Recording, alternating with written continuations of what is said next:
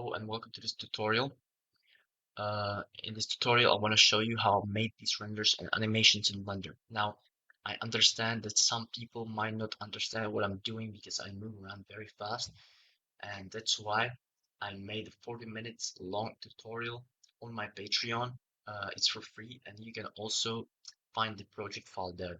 So I suggest you check it out, and I will waste no more time, and let's just get right into the tutorial.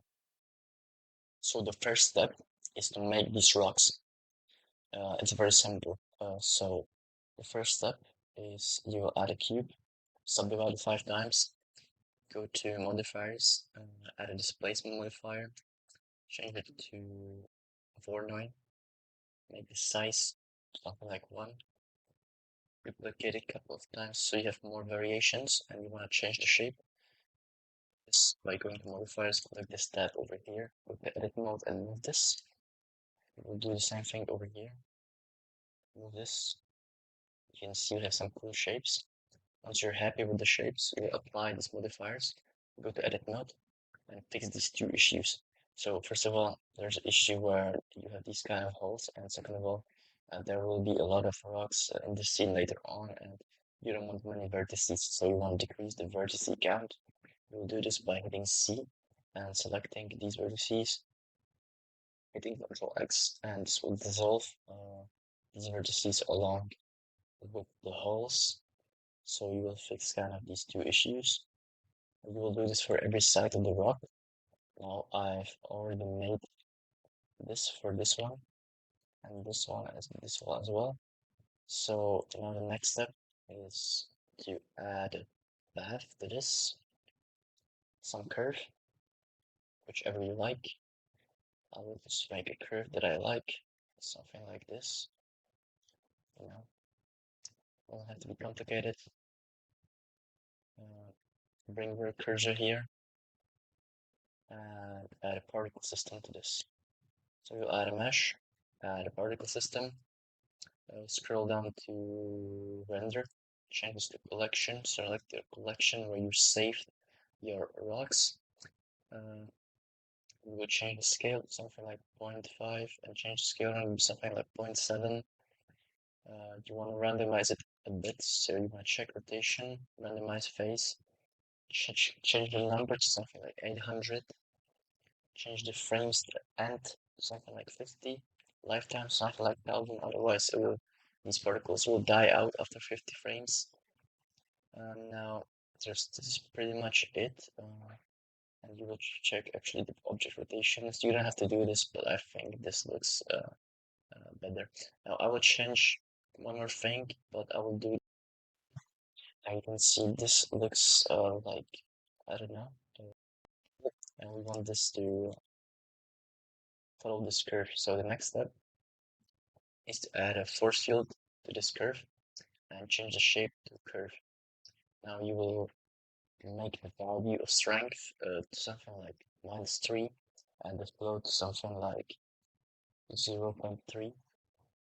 I think that these settings with something like this could work, and basically the strength value will make it, well, means how far it will go, and the low value means how much strictly they will follow this curve. So now it's 0.3, so they kind of go around here. If it would be something like 10, it would go right on the curve. So yeah, play with this however you want. But something like this looks cool, this kind of angle looks cool, but we're facing this issue where we have so many rocks overlapping and it doesn't look realistic, it doesn't look good. So we will fix this by going to particle system, and this is what I talked about. So I will change one more thing in this particle system, and it will be the physics type. So you want to go down to physics over here and change the type to fluid. Now we are not using fluid or anything, but I found out that you can have the particles colliding with each other if you use fluid. So you want to go to advanced settings of the fluid, bring down the rest density, bring this all the way up, and the interaction radius something like 0.8. Again, these settings might vary, and this look good, so you want to increase this value as well. This will work. Don't worry about this thing going crazy in the beginning because it will not be seen. And the only part that will be seen is this one. And I actually want to change the curve shape. So what's cool about this, you can change this however you want. And all you gotta do after that is just place again, and it's gonna look alright. So I think this angle could look nice. So I will just stop it right here, add a camera to this scene. So add camera, hit Control Alt 0, snap it to view. I'll maybe move this something like this. This looks interesting. And the only thing that is left is basically adding materials and lighting to this scene. So I will do this by adding area light and focusing it on kind of this part right here because I want this part to be focused. Now I obviously use cycles, so use cycles. It looks way better than UV. You want to go for the light where I just created, improve the power to something like 1000 and the strength to something like 10. And now we'll preview this in random view. Go to my camera, play this. We'll wait for it. And now you can see we are getting this really nice shadow details. You might even increase it, something like this. Maybe increase the power, 3000. Play with it however you want. But I don't like how we have the HDRI here visible, so I will add a plane. Rotate it X to X by 90 degrees, scale it up, and bringing it over here. So the HDRI is not visible. By the way, the HDRI is set to 0.1. I like to use my HDRI sometimes in a very low value because that just adds a little bit of detail, but it's not uh, that high. So something like 0.2 could work here now. Even I think 0.1 was looking really great. So 0.1, and this gives us really nice and good shadows. If you don't want these shadows, you obviously want to make another area light or kind of fills out the scene and make it really subtle light, something like how that could work. And now what I like to do for my scenes as well is add another area light. Rotate it on X, really on X 180, and bring it close to the backdrop. Scale it on the. Let's do this again.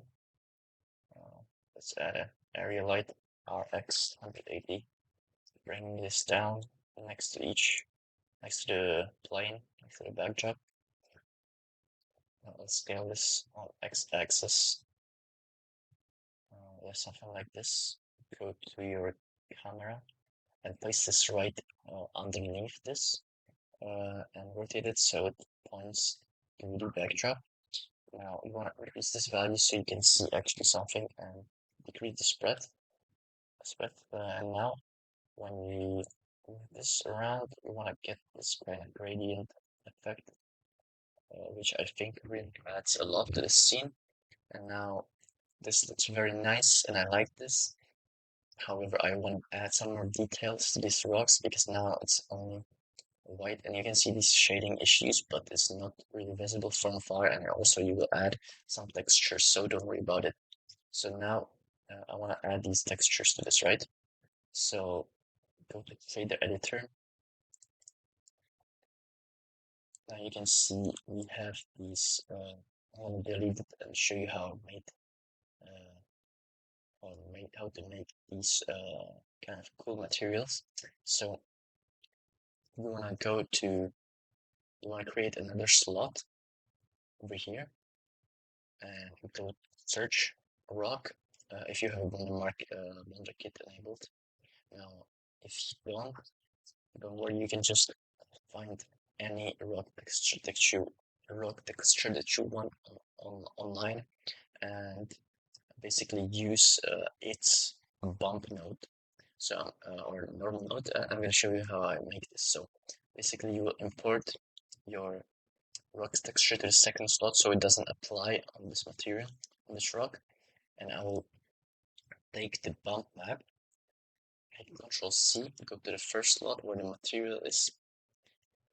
I'll place this right here, paste it, and connect it into bump, height, and bump. And now when I go to shading, you can see we're getting something. You might use coordinates to this.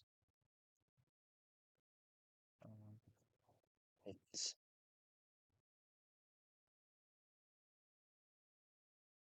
sign. For this one, it doesn't look really good.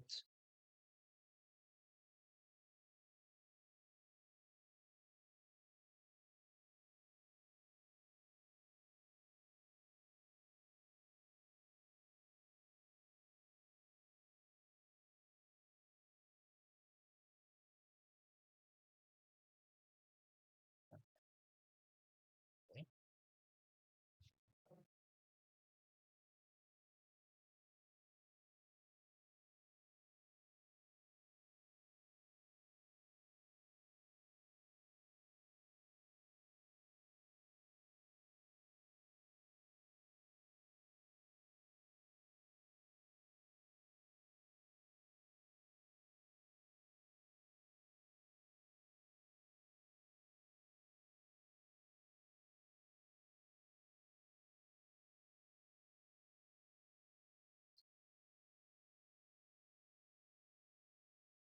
And so uh, the last thing to do is to add some details to these rocks. So you can zoom in, you can see there are some kind of issues, but I will add some texture to this so it's not really that much visible. So the way to do this is go to these rocks, right? Go to shader editor, create a new material. Now let's just, yeah, it's working. Now create a new slot for this and search for any kind of rock texture that you want. You can go on Google, but I use Blender Kit for this. And I'm just gonna go and apply this. Now you can see it's not gonna apply on the material because it's the second slot. And that's good because I only want to take this bump map. So I'll hit Control C, go to my first slot, Control V, connect this bump map to bump, height, normal.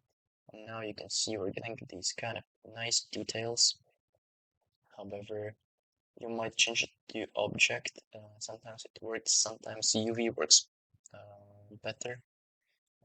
Now we're going to do the same material for this one. You can change your materials, you can do whatever you want. But for this one, I just did this. You can see each and single rock has its own bump. See UV probably works better in this scene. Maybe even generated could look good. Yeah, I think UV looked the best. And now you can see you have this really nice looking rocks with details. And you can add last touches to this. But I think this looks really nice. And I'm just gonna go ahead and render this scene.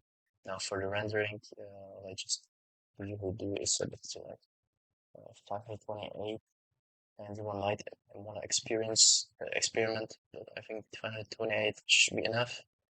Add motion blur, simplify so it's faster. Camera cooling, performance, persistent data. And now when you hit, you select your file folder, you will just hit render and render animation. That's the whole scene. So think this was easy, really easy simulation to look, which looks really good. And I know this is fast paced. Some Blender users, which are just starting out, it might be very hard. So for that, check out my Patreon, which is in more depth and slower. I think it's like 40 minutes. It's for free, so you don't have to worry about it. And so thank you for watching. If you have any questions, let me know down in the comments. If you have any suggestions, also let me know. And I will see you in the next one.